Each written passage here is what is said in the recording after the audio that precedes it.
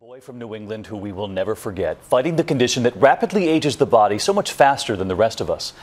Today we learned that Sam Berns has died, but not before defying the odds and teaching us all about living. He allowed cameras to capture that sleepy walk down the hallway first thing in the morning. Mom, can you hold my book while I brush my teeth? But for Sam, there was more. The medicine trying to slow down the aging. Sam had progeria, the disease that ages children far faster than the rest of us.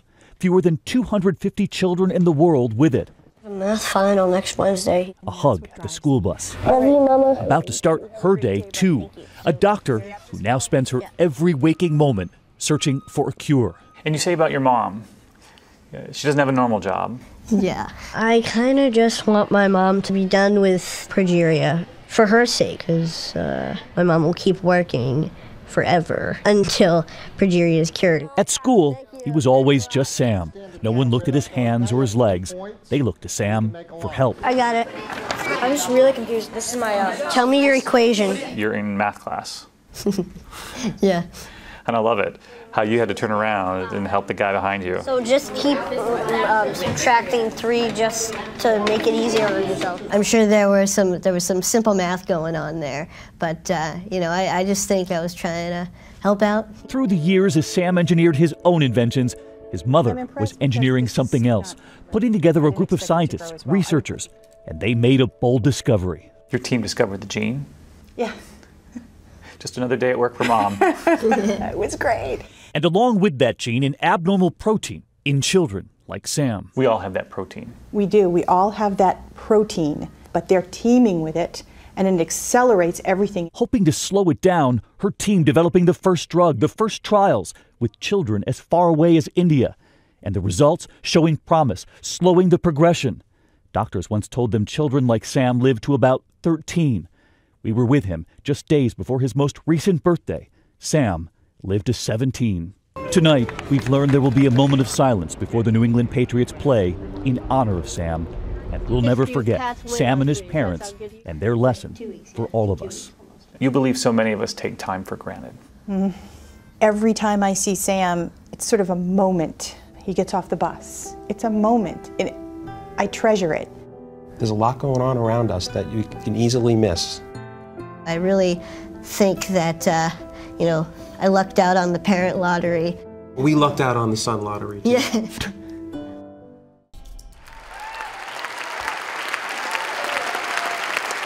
Okay, so hello everyone. I'm Sam, and I just turned 17. A few years ago, before my freshman year in high school, I wanted to play snare drum in the Foxborough High School marching band. However, and it was a dream that I just had to accomplish. But each snare drum and harness weighed about 40 pounds each. And I have a disease called progeria, so just to give you an idea, I weigh about only 50 pounds. So logistically, I really couldn't carry a regular-sized snare drum. And because of this, the band director assigned me to play pit percussion during the halftime show. Now, pit percussion was fun. It involves some really cool auxiliary percussion instruments like the bongos, timpani, and timbales and cowbell. So it was fun, but it involved no marching, and I was just so devastated. However, nothing was going to stop me from playing snare drum with the marching band in the halftime show. So my family and I worked with an engineer to design a snare drum harness that would be lighter and easier for me to carry. And so after continuous work, we made a snare drum apparatus that weighs only about 6 pounds. I'm just going to give you some more information about progeria. It affects only about 350 kids today worldwide, so it's pretty rare. And effects of progeria include tight skin, lack of weight gain, stunted growth, and heart disease. Last year, my mom and her team of scientists published the first successful progeria treatment study. And because of this, I was interviewed on NPR. And John Hamilton asked me the question, what is the most important thing that people should know about you? And my answer was simply that I have a very happy life. Thank you.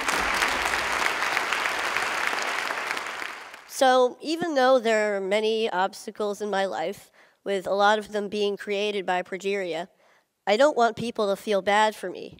I don't think about these obstacles all the time, and I'm able to overcome most of them anyway. So I'm here today to share with you my philosophy for a happy life. So for me, there are 3 aspects to this philosophy. So this is a quote from the famous Ferris Bueller. The first aspect to my philosophy is that I'm okay with what I ultimately can't do because there's so much that I can do. Now, people sometimes ask me questions like, isn't it hard living with progeria? Or what daily challenges of progeria do you face? And I'd like to say that even though I have progeria, most of my time is spent thinking about things that have nothing to do with progeria at all. Now, this doesn't mean that I ignore the negative aspects of these obstacles. When I can't do something like run a long distance or go on an intense roller coaster, I know what I'm missing out on. But instead, I choose to focus on the activities that I can do through things that I'm passionate about, like scouting or music or comic books or any of my favorite Boston sports teams. Yeah. So, however, sometimes I need to find a different way to do something by making adjustments, and I want to put those things in the can-do category, kind of like you saw with the drum earlier. So here's a clip with me playing Spider-Man with the Foxborough High School marching band at halftime a couple years ago.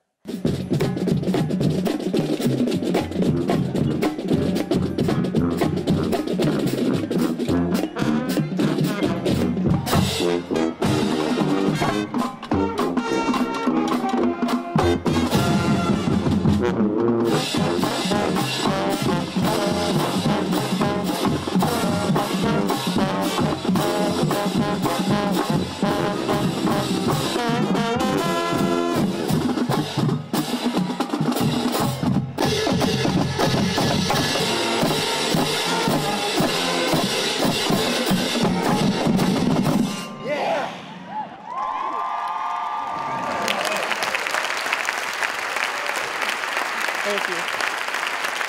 All right. So that was pretty cool. And so I was able to accomplish my dream of playing snare drum with the marching band, as I believe I can do for all of my dreams. So hopefully you can accomplish your dreams as well with this outlook. The next aspect to my philosophy is that I surround myself with people that I want to be with, people of high quality. I'm extremely lucky to have an amazing family who have always supported me throughout my entire life. And I'm also really fortunate to have a really close group of friends at school. Now, we're kind of goofy. A lot of us are band geeks, but we really enjoy each other's company, and we help each other out when we need to. We see each other for who we are on the inside. So this is us goofing off a little bit. And so we're juniors in high school now, and we can now mentor younger band members as a single collective unit. What I love about being in a group like the band is that the music that we make together is true, it's genuine, and it supersedes progeria. So I don't have to worry about that when I'm feeling so good about making music.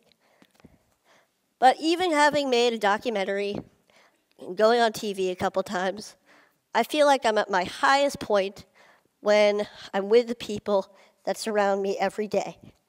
They provide the real positive influences in my life, as I hope that I can provide a positive influence in theirs as well.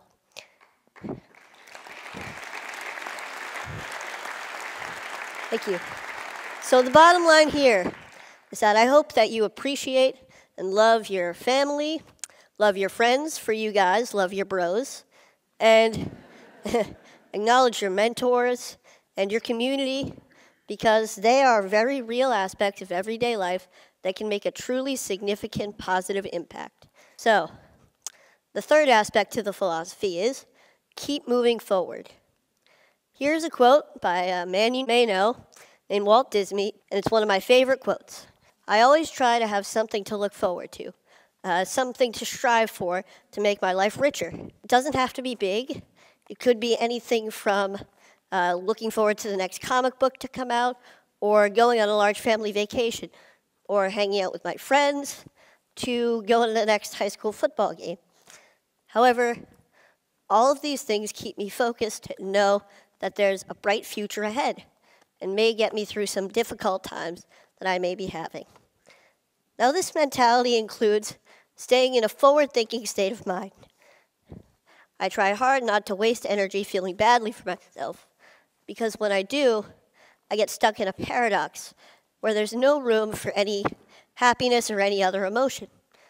Now, it's not that I ignore when I'm feeling badly. I kind of accept it.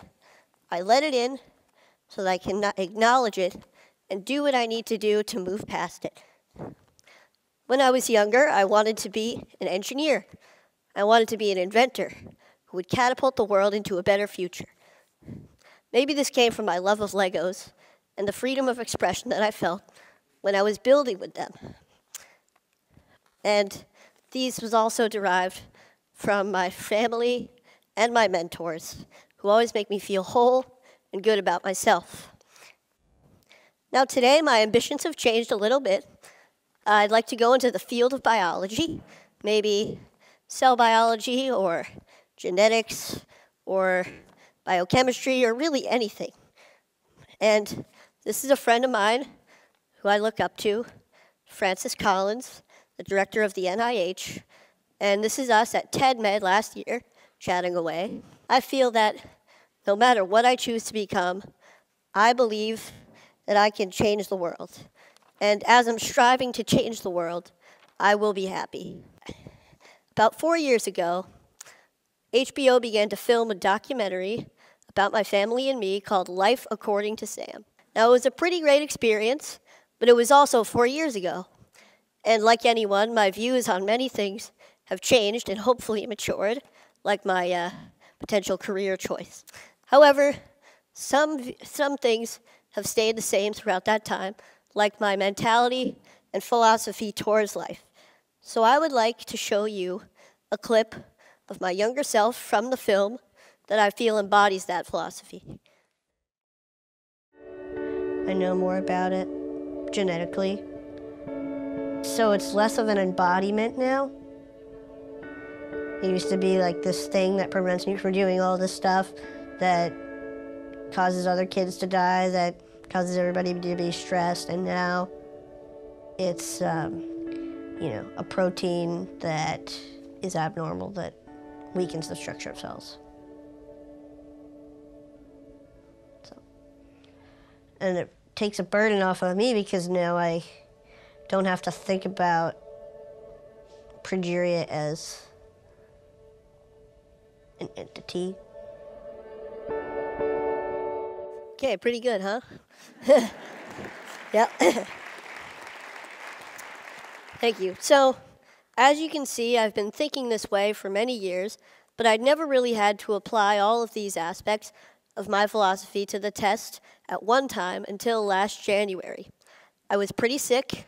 I had a chest cold, and I was in the hospital for a few days. I was secluded from all of the aspects of my life that I felt made me, me. That kind of gave me my identity. But knowing that I was going to get better and looking forward to a time that I would feel good again helped me to keep moving forward. And sometimes I had to be brave. And it wasn't always easy. Sometimes I faltered, I had bad days, but I realized that being brave isn't supposed to be easy. And for me, I feel it's the key way to keep moving forward. So, all in all, I don't waste energy feeling bad for myself. I surround myself with people that I want to be with, and I keep moving forward. So with this philosophy, I hope that all of you, regardless of your obstacles, can have a very happy life as well. Oh, wait, hang on a sec. One more piece of advice. Never miss a party if you can help it. My school's homecoming dance is tomorrow night, and I will be there. Thank you very much.